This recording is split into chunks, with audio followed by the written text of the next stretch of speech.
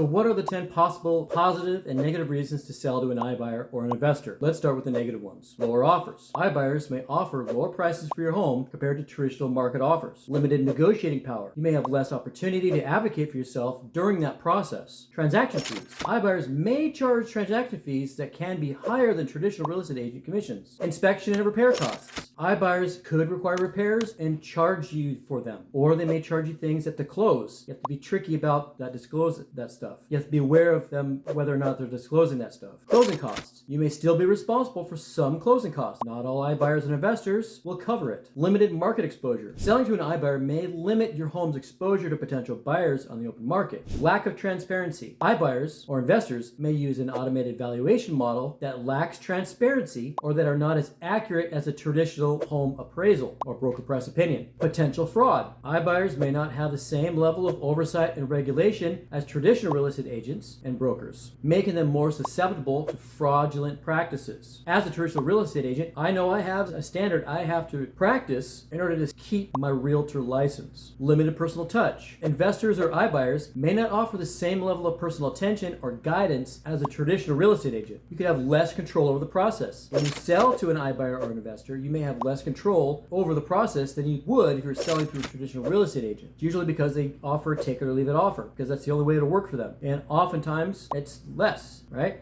It's less than the market price. 10 possible positive reasons to sell to an iBuyer. The speed. Selling to an iBuyer may be much faster than selling on the traditional real estate market, with the sale closing in a matter of days or even weeks. Convenience. iBuyers typically take care of all the paperwork and logistics, making the process more convenient for sellers who are willing to let them handle all of that. No need for repairs. iBuyers will often buy homes as is, no contingencies whatsoever, without requiring any repairs or renovations to be made prior to that sale. No showings or open houses. You won't need to have an open house or showings, which can be disruptive to your life. Certainty. With an iBuyer, you know exactly how much money you'll receive and when the sale will close, giving you more certainty and control over the process. Lower transaction costs. iBuyers often have lower transaction fees compared to traditional real estate agents, which can save you money. Conversely, that is directly proportionate to them making a lower price offer, because closing costs are typically based on the price of the property. Yeah, think about that. That's why it's lower. No need to stage the property. You don't need to worry about staging your home to impress potential buyers, which can be time consuming and sometimes costly. Flexibility. Investors may offer a flexible closing dates, which can be useful for sellers who need to move quickly. No contingencies. With an iBuyer, you won't need to worry about buyers backing out due to financing or other contingencies. Usually there's minimal negotiation. Investors and iBuyers typically make a non-negotiable offer for your home, which can be less stressful than negotiating with potential buyers on the traditional real estate market. So there you have it. 10 pluses and minuses to selling to an iBuyer. I hope this gives you plenty of insight so you can make an informed decision on your own.